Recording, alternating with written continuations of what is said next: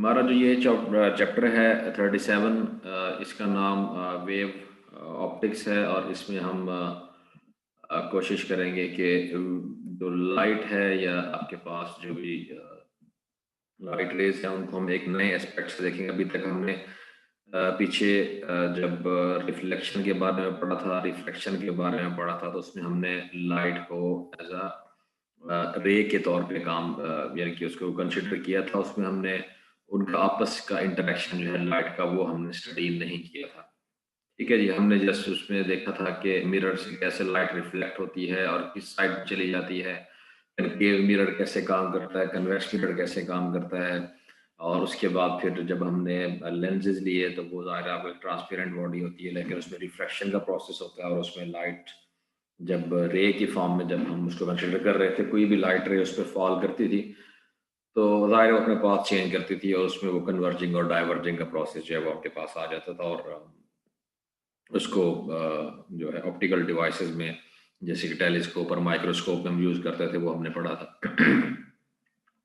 अब हम इसका एक और एस्पेक्ट देखेंगे कि लाइट ज़ाहिर है आपको पता है कि इसकी जो नेचर है वो वेव नेचर भी है। इलेक्ट्रोमैग्नेटिक वेव्स हैं जो जो कि हम कहते हैं कि ये एक्ट करते हैं एज अ वेव के तौर पे। और जब वेव के तौर पे एक्ट करते हैं तो इसमें फिर हमारे पास कुछ फिनोमिना ऐसे हैं कि जिसमें हम इंटरफेरेंस, डायफ्रैक्शन और पोलराइजेशन जो है वो हम स्टडी करते हैं। और वो सिर्फ हम उस वक्त स्टडी कर सकते हैं जब हम लाइट को एज अ वेव के तौर पे स्टडी करेंगे, क्योंकि जब आप रेज लेते हैं जब जिसमें आप कोई वेव का कंसेप्ट लेके नहीं आते थे, तो वहाँ पे आप इंटरफेरेंस का, डायफ्रैक्शन का और पोलराइजेशन का के एस्पेक्ट्स जो हैं वो आप डिस्कस नहीं कर सकते। वो सब हम जो लास्ट चैप्टर्स थे हमारे 35 36 उसमें हम कर चुके हुए हैं। तो इसमें अब हम नेक्स्ट जो है वो इंटरफेरेंस और डायफ्रैक्शन वगैरह के पैटर्न जो है वो हम पढ़ेंगे। अच्छा, अब इसमें जब आप इसको वेव के तौर पे लेंगे और वेव के इंटरेक्शंस देखेंगे तब हमें ये पता चलेगा कि वेव जब किसी मीडिया में ट्रैवल कर रही होती हैं और वो एक पॉइंट से दो वेव्स या दो से ज्यादा वेव पास करती हैं तो उनके दरमियान एक इंटरेक्शन होता है जिसको आप सुपरपोजिशन कहते हैं। कि एक वेव का जो इफेक्ट होता है वो दूसरी वेव के इफेक्ट के साथ एड अप होता है और दोनों मिलके एक कंबाइन इफेक्ट जो है वो प्रोड्यूस करती हैं, जो कि उन दोनों के इंडिविजुअल इफेक्ट से डिफरेंट होता है। ठीक है, और ये तमाम किस्म की जो वेव्स हैं, मैकेनिकल वेव्स हैं, उनका ये एक करेक्टरिस्टिक है। ठीक है, तो when waves of the same nature arrive at the same point at the same time the corresponding physical quantities add, तो वो उन क्वांटिटी जो भी फिजिकल क्वांटिटी वहां पे होती है वो उन दोनों को क्या करता है, बेसिकली ऐड कर दिया जाता है वहां पे उनको, और उसका एक जो कंबाइन इफेक्ट होता है वो वहां पे क्लियर हो जाता है। If two electromagnetic waves arrive at a point, अगर दो electromagnetic waves एक पॉइंट पे आती हैं, the electric field is the sum of the instantaneous electric field due to the अब ये इंस्टेंटेनियस इलेक्ट्रिक फील्ड क्यों कहा? इलेक्ट्रिक फील्ड तो है, जाहिर उसकी वेव भी बन रही है और उस पॉइंट पे जो इलेक्ट्रिक फील्ड की वैल्यू है जहाँ पे दोनों का आप समझिए इंटरेक्शन हो रहा है, उस पॉइंट, सिर्फ उस पॉइंट को हम जो कंसिडर कर रहे हैं, इसलिए हमने इसको इंस्टेंटेनियस का यानी कि एक लम्हाती उसका जो इफेक्ट था वहां पे वो हमने कंसिडर किया। तो वो बेसिकली उन दोनों का सम हो जाएगा। और इसमें फिर होगा क्या कि intensity of the superpose waves is proportional to the square of the amplitude of the resulting sum of the wave. तो आप उसकी जो इंटेंसिटी होगी वो फिर किसके बराबर होगी? आपके पास square of the amplitude of the resulting sum of the wave, यानी कि आप अगर दोनों एम्पलीट्यूड की इंटेंसिटी को उसके एम्पलीट्यूड अगर आप ऐड कर देते हैं और उसका आप स्केयर लेते हैं तो वो बराबर होगा जो रिजल्टिंग इंटेंसिटी आपके पास आएगी उन टू वेव्स की जो कि वहां पे इंटरेक्ट कर रही हैं। अब यहाँ पे अगर आप देखें तो आपके पास इसका रिजल्ट जो है वो आपके सामने आएगा यहाँ पे कि इंटरफेरेंस जो resultant of the superposition of the waves, कौन किस किस्म के इंटरफेरेंस हो सकते हैं। तो पहला इसमें है constructive interference. If the waves are in phase they reinforce to produce a wave of greater amplitude. अब आप देखें लेफ्ट साइड पे दो वेव्स हैं जिनका एम्पलीट्यूड कम है लेकिन वो इन फेज है, और वो जब आपस में इंटरेक्ट करेंगी किसी एक कॉमन पाथ पे, जब ट्रैवल करेंगी तो उन दोनों का इफेक्ट जो है वो एड अप हो जाएगा और आपके पास एक ऐसी वेव प्रोड्यूस हो जाएगी, सिंगल वेव, कि जिसका एम्पलीट्यूड उन दोनों के इंडिविजुअल एम्पलीट्यूड से ज़्यादा होगा। और उसके बाद सेकंड टाइप है वो है डिस्ट्रक्टिव इंटरफेरेंस के। If the waves are out of phase, अगर वो आउट ऑफ फेज हैं, they reinforce to produce a wave of reduced amplitude. अब यहाँ पे सेम वही दो वेव जो ऊपर थी, ट्रेवल कर रही थी और उनके दरमियान कोई पाथ डिफरेंस था नहीं था, कोई उनके दरमियान फेज डिफरेंस नहीं था, सेम फेज की थी। तो यहाँ पे जब आए तो वो आउट ऑफ फेज हैं और 180 का आउट ऑफ फेज आ रही हैं, तो उस वक्त जब इन दोनों का इंटरेक्शन होगा तो उस इंटरेक्शन के नतीजे में आपके पास दोनों जो है वो एक दूसरे के इफेक्ट को कैंसिल करेंगी और कैंसिल करने के बाद आपके पास आगे एक प्लेन वेव जो है वो प्रोड्यूस हो जाएगी जिसका एम्पलीट्यूड ना होने के बराबर होगा। ठीक है, या आप ये कह सकते हैं कि दोनों के, ये एक आइडियल केस है ना कि जिसमें totally perfect out of phase आ रही है। ठीक है, जो 180 का आउट ऑफ फेज है और परफेक्टली आ रही है, इसलिए आगे स्ट्रेट लाइन आ गई। लेकिन अगर इसमें थोड़ा सा 2-4 एंगल का 10 तक एंगल डिग्री, 20 एंगल डिग्री तक अगर इनमें डिफरेंस आता है, तब क्या होगा, तब आपके पास आगे रिजल्टेंट के तौर पे यहाँ पे कोई ना कोई वेव प्रोड्यूस हो रही होगी, लेकिन क्या होगा, उसका जो एम्पलीट्यूड होगा वो जो दोनों के इंडिविजुअल एम्पलीट्यूड है उससे कम होगा। ठीक है, तो उसके बाद ऑप्टिकल पाथ लेंथ, अगर पाथ लेंथ जो है वो डिफरेंस है, फर्ज करें एक वेव जो है वो ज़्यादा ट्रेवल करके आ रही है एक पॉइंट तक पहुंचने के लिए, और उसी पॉइंट तक पहुंचने के लिए दूसरी वेव जो है वो कम ट्रेवल करके आ रही है, तो तब क्या होगा, उनका ऑप्टिकल पाथ लेंथ जो है वो डिफरेंट हो जाएगा। ठीक है, the two sources emit waves in phase, दो वेव हैं जो कि इन फेज हैं लेकिन दो डिफरेंट सोर्सेज से एमिट हो रही हैं। Waves travel different distances L1 and L2 to point of interest, यानी जहाँ पे आप उनको स्टडी करना चाह रहे हैं जिस पॉइंट पे, वहां तक पहुंचने के लिए वो दो अलग अलग डिफरेंट डिस्टेंसेस ट्रैवल करके आ रही है, एक L1 है एक L2 है। तो ऑप्टिकल पाथ डिफरेंस उनके दरमियान क्या होगा, L1 minus L2 delta L हो जाएगा, जो कि इंटरफेरेंस को डिटरमिन करेगा। अब जैसे जैसे यहाँ पे आते चले जा रहे हैं, करीब आते चले जा रहे हैं, तो यहाँ पे देखें जब तक उनका इंटरेक्शन स्टार्ट नहीं हुआ उससे पहले कोई इंटरफेरेंस नहीं होगा।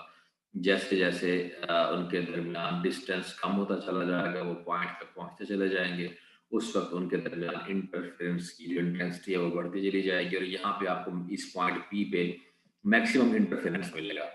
ठीक है, और उसके बाद जैसे ही इस पॉइंट को क्रॉस कर जाएंगी ये वेव्स, उसके बाद उसी हिसाब से इंटरफेरेंस इनके दरमियान जो है वो कम होता चला जाएगा।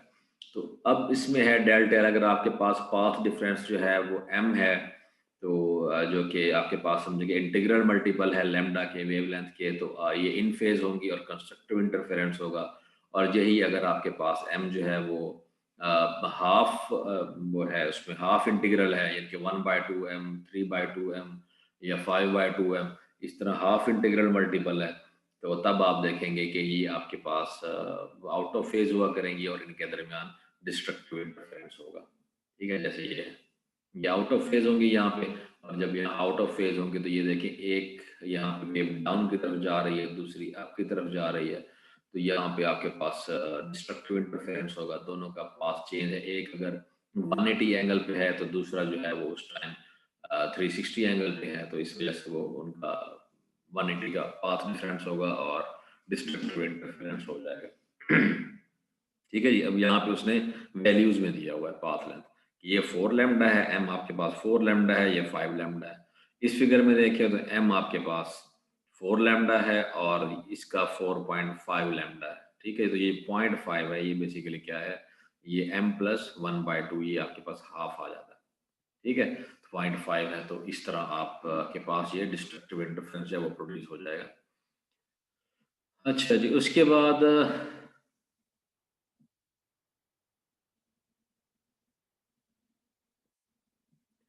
लुनेटिक फ्रिंज है। लुनेटिक फ्रिंज कब बनती है, the waves arriving at the screen from the two slits will interference constructively और destructively determines depending on the different length they have travelled delta. अभी आपके पास एक लाइट की वजह से कुछ फ्रिंजेस बनेंगे, कुछ पाथ बनेगा। यहाँ पे एक स्क्रीन है ये आपके पास, इस स्क्रीन के ऊपर आपके पास डिफरेंट फ्रिंजेस बनेंगे और वो किस चीज़ के ऊपर डिपेंड करेगा बेसिकली कि आपके पास ये 2 सोर्सेज़ हैं।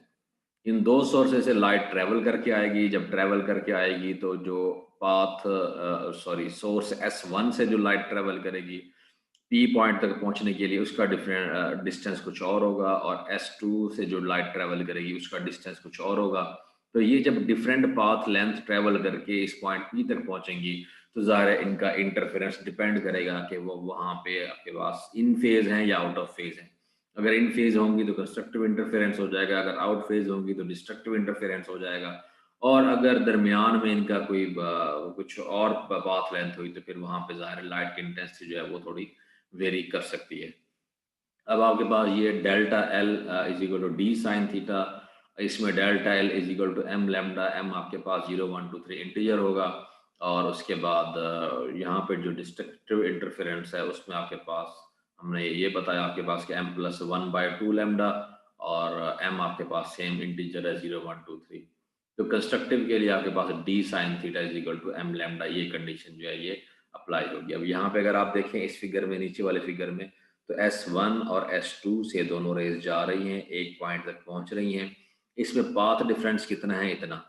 ये जो रेड लाइन आपको जहां से नजर आ रही है ये बेसिकली अगर इतना पोर्शन ये S1 की लाइन में से हम काट दें, इसके डिस्टेंस में से काट दें तो इससे आगे का डिस्टेंस वो सेम होगा रे 1 का जो कि रे 2 यहाँ पे ट्रेवल कर रही है। ठीक है, और इससे पीछे का डिस्टेंस जो वो हम इससे अगर एक्सक्लूड कर दें तो ये दोनों बराबर हो जाएंगे। तो ये वो डिस्टेंस है जिसको हम एक्सक्लूड कर रहे हैं, ये बेसिकली पाथ लेंथ है, जो पाथ डिफरेंस है दोनों वेव्स का, जिसको हम डेल्टा एल कहते हैं और इसको आप इस इक्वेशन से डी साइन थीटा से मेजर कर सकते हैं। अब इसमें डी क्या है? ये आपके पास S1 और S2 के दरमियान का डिस्टेंस है कि दोनों स्लिट्स के दरमियान में या दोनों सोर्सेज के दरमियान में जो टोटल डिस्टेंस है वो कितना है।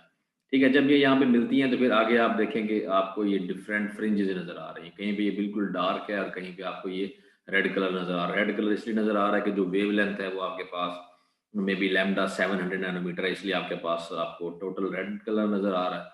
या जब वहाँ पे डिस्ट्रक्टिव इंटरफेरेंस होता है तो वो ब्लैक हो जाता है। और इसके दरमियान में अगर इंटरमीडिएट उस पे मिलती हैं, ये एंगल्स पे मिलती हैं, फेज में मिलती हैं, तब आपके पास ये जो लो इंटेंसिटी फ्रिंजेस बन रही हैं जिसमें प्योर रेड कलर नहीं है, तो वो आपके पास ये फ्रिंजेस प्रोड्यूस होती हैं। ठीक है, तो ये डिपेंड करता है कि वो इन फेज मिल रही हैं या आउट ऑफ फेज आके मिल रही हैं।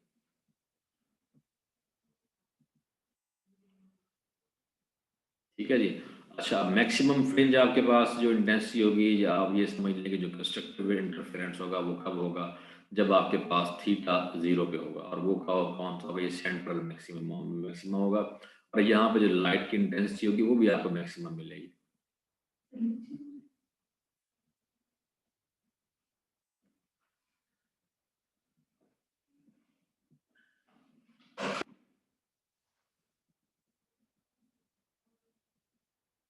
अच्छा, ये एक स्लाइड है, ये मैं आपको अगले टॉपिक्स पढ़ा के उसके बाद फिर मैं आपको समझाऊंगा क्योंकि इसमें हमने कुछ इक्वेशन ड्राइव करनी है, वो मैं आपको बाद में बताऊंगा। अच्छा, वेव ऑप्टिक्स जो है वो स्टार्ट ज़ाहिर है हमने हाइगन्स प्रिंसिपल के बारे में पढ़ा था और हमने ये कहा था कि पॉइंट सोर्स से जब भी कोई लाइट निकलती है और उस पे जो उसका वेव फ्रंट होता है तो उस वेव फ्रंट का हर पॉइंट जो है वो क्या होता है? एक सेकेंडरी वेवलेट के तौर पे काम करता है, एक सेकेंडरी पॉइंट सोर्स के तौर पे काम कर रहा होता है। फर्ज करें अगर ये आपके पास एक आर्क बन रही है, ठीक है, जो कि इस पॉइंट सोर्स से एक लाइट निकली और किसी एक पॉइंट टी के बाद आपने देखा कि ये एक आर्क है जो कि इस तरह राउंड शेप में बाद ट्रेवल कर रही है, ये इसका वेव फ्रंट है। ठीक है जी, इस लाइट सोर्स सोर्स का ये एक वेव फ्रंट है और इसका हर पॉइंट जो है वो आपके पास क्या होगा? एक पॉइंट सोर्स के तौर पे होगा। फर्ज करें मैं यहाँ पे एक स्क्रीन अगर हम यहाँ पे ऐड कर दें और इस स्क्रीन के ऊपर अगर यहाँ पे आप एक स्लिट बना दें तो सिर्फ ये पॉइंट यहाँ से जो लाइट रे है वो आगे ट्रेवल करेगी, लेकिन यहाँ पे जो लाइट आपके पास पहुंच रही है वेव का ये पार्ट जो है ये एज अ पॉइंट सोर्स के तौर पे काम करेगा और इससे आगे आपके पास लाइट इसी तरह इन्हीं वेव फ्रंट्स के तौर पे दोबारा आगे से ट्रेवल करना शुरू कर देगी। तो ये एक बड़ा इम्पोर्टेंट वो था जो हाइजेंस ने वेव ऑप्टिक्स का पहला एक यानी कि असूल दिया था।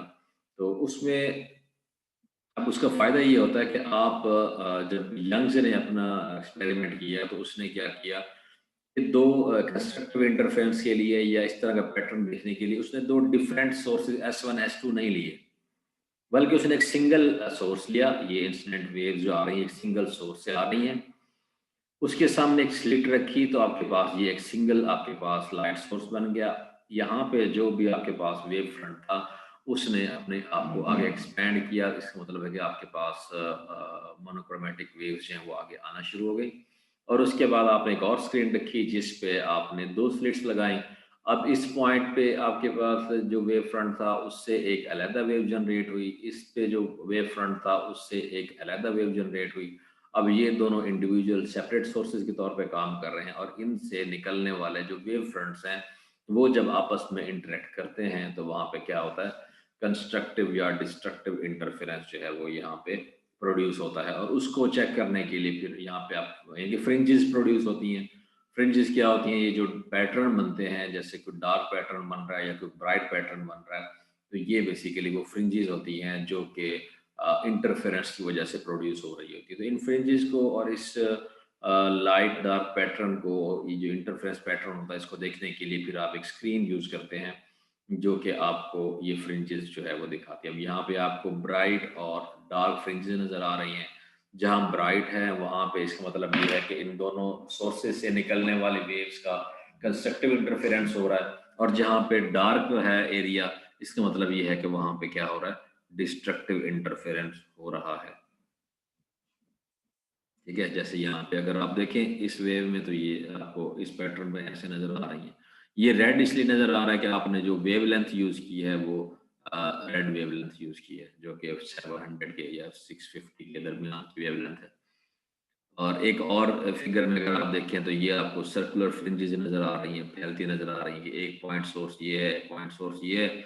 इससे जब लाइट रेज निकलती हैं तो आपको यहाँ पे ये उनके इंटरेक्शन के नतीजे में ये ब्लैक और ये जो है ब्राइट जो है ये पैटर्न नजर आ रहे हैं। तो इस ब्लैक और ब्राइट पैटर्न के अंदर में जाहिर है आपके पास 2 डिफरेंट इंटरफेरेंस हो रहे हैं। ब्राइट पे आपके पास कंस्ट्रक्टिव इंटरफेरेंस हो रहा है और इनके दरमियान जब ये ब्लैक रीजन आ जाता है तो यहाँ पे ये डिस्ट्रक्टिव इंटरफेरेंस प्रोड्यूस हो रहा है। ठीक है जी, तो इसको अब यहाँ पे वो अलग-अलग की फ्रिंजेस ये कैसे बन रही हैं, ये आपका सेंट्रल पार्ट है स्क्रीन का, जहाँ पे इन दोनों के मिड पॉइंट पे यहाँ पे ये कंस्ट्रक्टिव इंटरफेरेंस हो रहा है, ब्राइट हो गया। उसके बाद जब ये लाइट रेज़ किसी एंगल पे ट्रैवल करेंगी तो यहाँ पे ये कंस्ट्रक्टिव इंटरफेरेंस हो गया जो कि सेंट्रल स्क्रीन के सेंटर से तकरीबन कुछ डिस्टेंस पे है, जो कि पॉइंट पी पे मौजूद है। उसके अलावा इन दोनों के दरमियान अगर ये भी कंस्ट्रक्टिव इंटरफेरेंस है और यहाँ सेंटर में भी कंस्ट्रक्टिव इंटरफेरेंस हुआ था, तो इसका मतलब ये हुआ कि इन दोनों के दरमियान में आपके पास एक डिस्ट्रक्टिव इंटरफेरेंस होगा। उस पे अगर आप देखें तो ये जो दोनों सोर्सेज से ये जो लाइट रेज निकल के यहाँ पहुंच रही हैं, ये आउट ऑफ फेज हैं। अगर इसका देखें तो ये अप से डाउन की तरफ जा रही है, ये डाउन से अप की तरफ जा रही है। इसका मतलब है कि इनके दरमियान 180 का फेज शिफ्ट आ रहा है। और उस 180 के फेज शिफ्ट के अंदर लाइट रेज जो हैं वो जब आपस में इंटरेक्ट करेंगी तो वहां पे एक डार्क फ्रिंज प्रोड्यूस करेंगे। ठीक है, ये ऐसे ही है जैसे आप किसी जगह से कोई होल जो है जमीन के अंदर आप मट्टी निकाल लें, वहां पे एक होल प्रोड्यूस हो जाता है। अगर आप उसमें मजीद मट्टी निकालेंगे तो वो होल गहरा हो जाएगा। अगर जो आपने निकाली है वापस वो भर देंगे तो प्लेन बन जाएगा। तो जब आप उसको भर देंगे तो प्लेन हो जाता है। तो ये क्या होता है, 180, आप समझेंगे इसको 180 का फेज शिफ्ट प्रोड्यूस हो रहा होता है यहाँ पे। तभी आपके पास वहां पे वो जगह दोबारा से प्लेन हो जाती है। ठीक है, ये फिर उसी के एग्जाम्पल के जब आपकी फ्रिंजेस जो हैं वो आती हैं, यहाँ पे आपके पास वो जो हमने फार्मूला आपको बताया D sine theta equal M lambda, M की वैल्यू 0 तब भी आपके पास ब्राइट, जब एम की वैल्यू 1 होगी तब भी आपके पास ब्राइट फ्रिंज आएगी, 2 पे भी ब्राइट फ्रिंज आएगी। दूसरी इसी तरह सेंटर के दूसरी तरफ पे भी आपके पास एम की जब इंटीग्रल मल्टीपल होगी तब क्या होगा, आपके पास ये ब्राइट फ्रिंज प्रोड्यूस हो करेगा। इसके दरमियान में जहाँ पे फ्रैक्शनल आपके पास m की वैल्यू फ्रैक्शन में आएगी या 0.5 में आएगी, वहां पे आपके पास इंटेंसिटी जो है वो उसकी डिफरेंट होना शुरू हो जाएगी। और जहाँ पे एग्जैक्ट m की वैल्यू 0.5 के बराबर मल्टीपल में होगी, तो उस पे क्या होगा, आपके पास बिल्कुल ब्लैक या डार्क फ्रिंज जो है वो आपको मिलेगी।